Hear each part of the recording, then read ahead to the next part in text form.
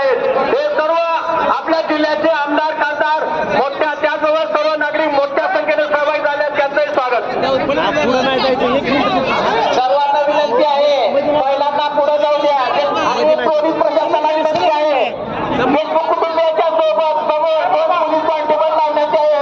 Police प्रशासनाला विनंती आहे सर्वांनी फलक घ्यायचे आहे। फलक भरपूर शिल्लक आहे पाठीमागं फलक भरपूर शिल्लक आहे। सर्वांना विनंती आहे फलक हातात घ्या। सर्वांना विनंती आहे शिस्तीचं पालन करायचं आहे।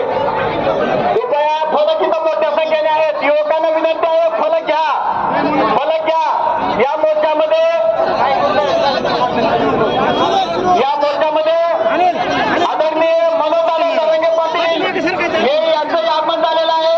ते राजमाता जिजाऊ यांच्या प्रतिमेचं या ठिकाणी पूजन करत त्यांना अभिवादन करत आहेत।